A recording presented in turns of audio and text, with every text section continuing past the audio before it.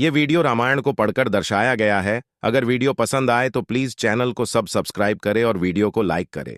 बद्धे बद्धे गजराजों से भरे हुए महेंद्र पर्वत के समतल प्रदेश में खड्डे हुए हनुमान जी वहां जलाशय में स्थित हुए विशालकाय हाथी के समान जान पद्दाहते थे।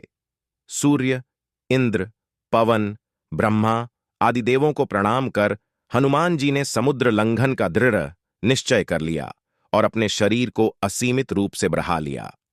उस समय वे अग्नि के समान जान पढ़ाते थे।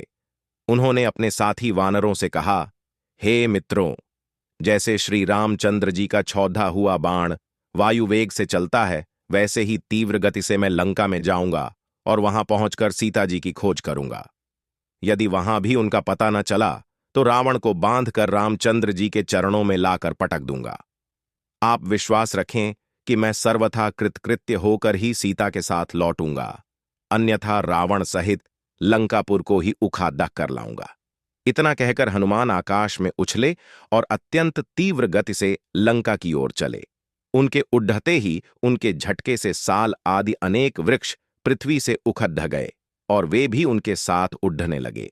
फिर थोड़ी दूर तक उड्ढने के पश्चात वे वृक्ष एक एक करके समुद्र में गिरने लगे।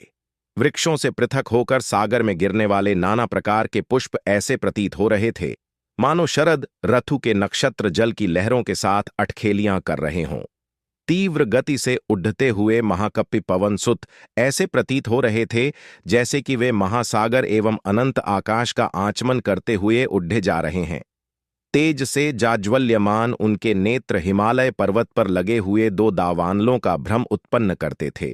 कुछ दर्शकों को ऐसा लग रहा था कि आकाश में तेजस्वी सूर्य और चंद्र दोनों एक साथ जलनिधि को प्रकाशित कर रहे हों। उनका लाल कटी प्रदेश पर्वत के वक्षस्थल पर किसी गेरू के खान का भ्रम पैदा कर रहा था। हनुमान के बगल से जो तेज आंधी भारी स्वर करती हुई निकली थी, वह घनघोर वर्षाकाल की मेघों की गर्जना सी प्रतीत होती थी। आकाश में उड्डते हुए उनके विशाल शरीर का प्रतिबिंब समुद्र पर पड़ता था तो वह उसकी लहरों के साथ मिलकर ऐसा भ्रम उत्पन्न करता था जैसे सागर के वक्ष पर कोई नौका तैरती चली जा रही हो। इस प्रकार हनुमान निरंतर आकाश मार्ग से लंका की ओर बढ़े जा रहे थे। हनुमान के अद्भुत बल और पराक्रम की परीक्षा करने के लिए देवता, गंधर्व, सिद्ध और महर्षियों ने नागमाता सुरसा के पास जाकर कहा, हे नागमाता, तुम जाकर वायुपुत्र हनुमान की यात्रा में विघ्न डालकर उनकी परीक्षा लो कि वे लंका में जाकर रामचंद्र का कार्य सफलतापूर्वक कर पाएंगे या नहीं।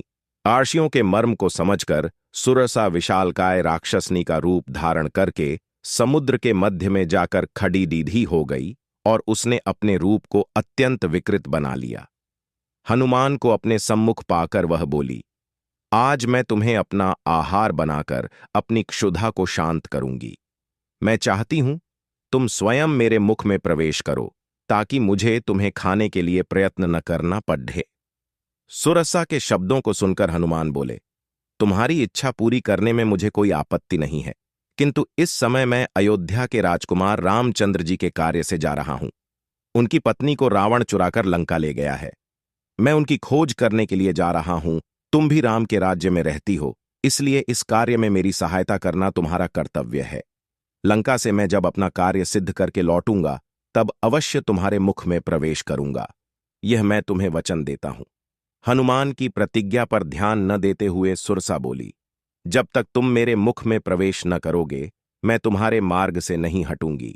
ये सुनकर हनुमान बोले, अच्छा, तुम अपने मुख को अधिक से अधिक खोलकर मुझे निगल लो, मैं तुम्हारे मुख में प्रवेश करने को तैयार हूं। यह कहकर महाबली हनुमान ने योग शक्ति से अपने शरीर का आकार बढ़ाकर 40 कोस का कर लिया। सुरसा भी अपूर्व शक्तियों से संपन्न थी। उसने तत्काल अपना मुख 80 कोस तक फैला लिया। हनुमान ने अपना शरीर एक अंगूठे के समान छोटा कर लिया और तत्काल उसके मुख में घुसकर बाहर निकल आए। फिर बोले, अच्छा सुरसा, तुम्हारी इच्छा पूरी हुई, अब मैं जाता हूं। प्रणाम। इतना कहकर हनुमान आकाश में उड्डे डीएच गए।